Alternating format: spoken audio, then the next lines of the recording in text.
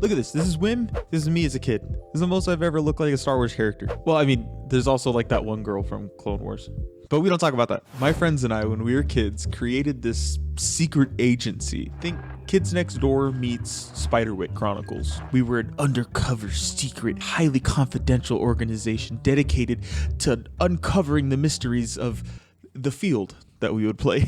You know, it's very Craig of the Creek too, now that I think about it. But don't get it twisted, okay? This was serious. We were up against these 3 terrifying monsters created, nay, mutated by this local abandoned Air Force base. At least that's what we thought. And it was some of the most fun that I had as a kid. So when I planned on doing an If I Were In for Skeleton Crew, instead of just doing myself, I thought it would be way more fun to do my friends, our organization, and even our enemies. So join me today as we find out who we would be if we were in Skeleton Crew. Subscribe to join the Superfan Society. We have a great little group here and you would look great in it. We celebrate all different kinds of fandoms from Harry Potter to Star Wars to Avatar. It's a great time. You would be a great initiate. That's just what we call them. Not a cult. Can't stress that enough. But if you're being served this video, chances are you are into fandoms as much as we are. So make the jump. Hit subscribe. It's free. All right, so let's start by setting the stage. We're going to start with the characters. Today's players are going to be me. We're going to have my friends James, Johnny, Diego, and Sydney. This was like my core group when I was a kid. We got added onto by the time we reached like middle school, but when we were like pretending to have a secret agency, we were pretty young.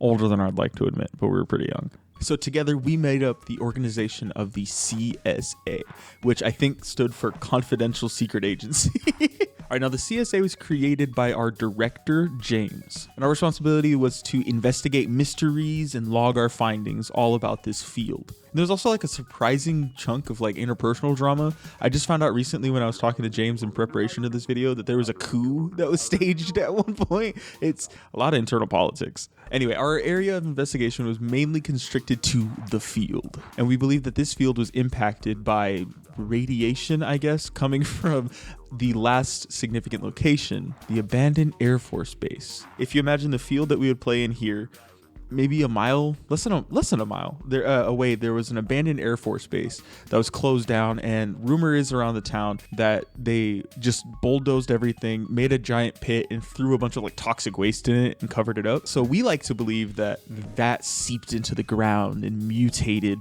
animals, not people. Wait, it's not Toxic Avengers, okay?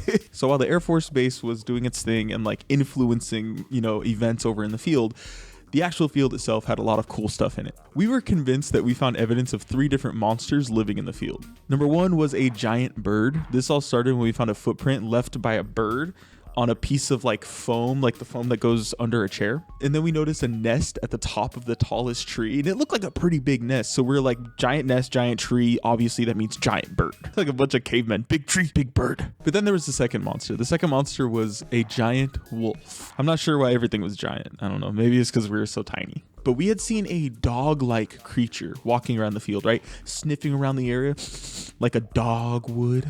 And then it took shelter underneath this trailer that was abandoned in the field, often doing, that cute little spinning thing that animals do before they sleep, like a dog. Huh, wait, dog. Oh, I don't know why I didn't consider that. Obviously means that it was a giant wolf mutated by the radioactive waste left by the Air Force Base. And then the last monster was one that was like absolutely terrifying to us, right? So let me set the scene. The sun had set in the field, and we were on our way off the property. The field was overtaken by a looming darkness as the evening's twilight made it harder and harder to see. The last of the sun's rays were making their way over the horizon and shone through the windows of the abandoned trailer. But the windows were soon filled with the shape of an imposing humanoid figure. We ducked down behind a piece of a fence that ran along the perimeter of the field, and we watched as a figure lumbered around inside the trailer. Thump, thump, thump, shaking the structure with each step and moving the decrepit furniture inside with an ease that denoted an inhuman strength. Just then, it turned. We froze in fear as the figure seemed to notice us, and that's when we saw a glint of light emerging from the figure's head, pointing to where it was looking. We knew what it must be. The strength, the figure, the singular point of sight was a Cyclops. We ran and we wrote down our findings, glad to have our lives and elated to have discovered yet another monster. Now you may be thinking, that sounds like there was just a dude in there with a headlamp looking through the trailer and like messing with shit. And you're probably right. But, you know, Cyclops. But anyway, that's like all the lore that you need. Let's get into the Star Wars stuff. All right, so normally in these videos, I have a detailed list of questions, right? What's your age? What's your race? Do you have any companions? Blah, blah, blah. But this time I'm going to be doing something different. I'm going to write down all those questions for you and put them in the comments below so that you can make your own character. This is the best part about this, and I'm going to be making a video soon reviewing these characters, so don't skip that. Make sure to do that. But for this video, what I'm telling you about my characters, I'm going to try and streamline the information and give you a summary of each location, character, and concept, okay? So let's start with the characters. All right, so first off, you got me, Zay. I'm going to be a Togruta because they're my favorite species in all of Star Wars now. I don't know when that shift was. I feel like it was like 2 years ago. I'm just like, yeah.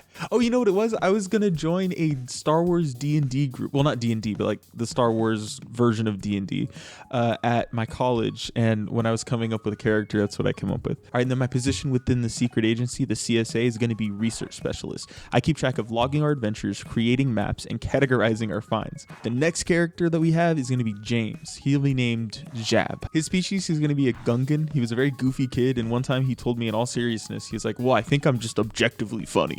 So I feel like if anybody would be objectively funny, or at least call themselves that, it would be a Gungan, right? So his position in the CSA is the director. He's the founder of the group. He handles initiation, training, and he always finds our next adventures. All right, then we've got Johnny's character. He's going to be, get this, Johnny. He will be a Rodian as per his request because he doesn't watch Star Wars, and I asked him like, hey, what kind of species looks cool? And he was like, oh, these guys are cool. So he's a Rodian. And when I was doing this video, I realized I don't know what his role was in the CSA. So I asked him, and he doesn't remember either. Obviously, that means that it must have been like highly confidential and we got our brains wiped like Men in Black, right? So he's going to be in charge of stealth operations. All right, then next up, we've got Diego's character. His name is Ral. His species is human and his role is weapons. Now, this is interesting because this is actually going to be part of his like character arc.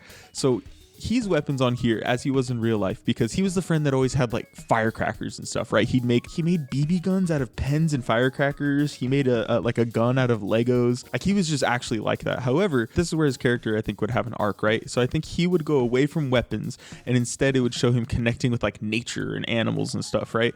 Because he eventually, as he got older, went on to like play in this other field.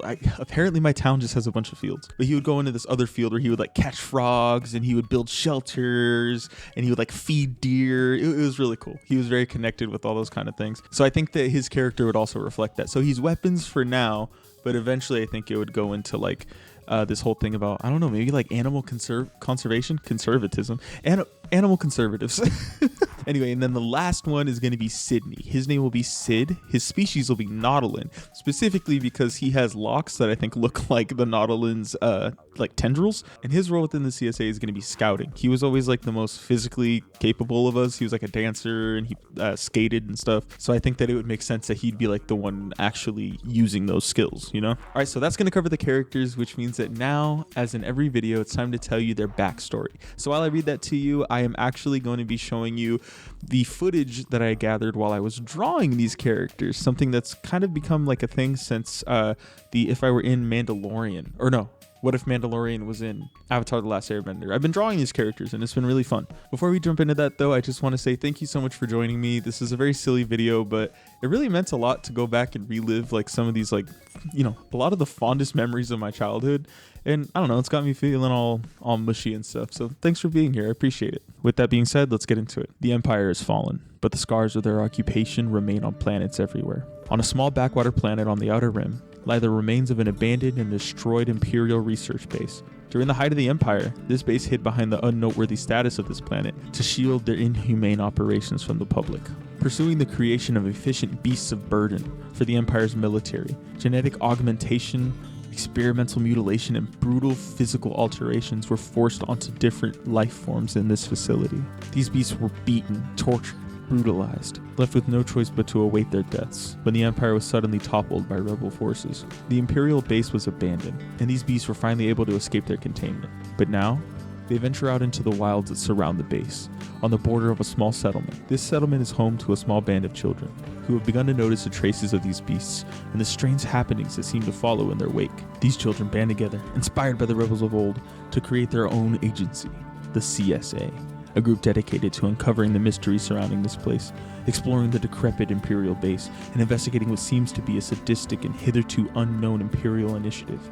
that could reveal what these beasts actually are and possibly even reverse their torturous fate. So that's gonna be it. Look at them. They're so cute. I would watch this show. I want this show. Let me make this show. Sorry, I don't know what came over me. But thank you guys so much for being here for this. I really love what we ended up with. I keep just staring at this photo. It meant so much to me to be able to go through and relive these memories again. So thank you so much for being here and, you know, putting a little fandom flair on there. I really appreciate it. I really hope that you created a character as well. Hell, we can say they're in the same universe. Maybe you guys can join our agency. If you did create a character, make sure to leave it below and I'll be reviewing it soon in another video right here on the channel. You'll be featured. But thank you so much for being here. I really hope you enjoyed the video. If you did, make sure to leave a like below and subscribe while you're down there to join the Superfan Society. We would love to have you. But anyway, I will see you all with another video pretty soon. A little preview is that it's either going to be drawing your characters or fandom related Reddit stories. Ooh, I listen to a lot of those in my free time, so I was like, hey, why not make them? If we can make them fandom related, they have a home here, you know? Anyway, I'm gonna go. Thank you so much for being here and I'll see you soon with another video. But until then, stay super.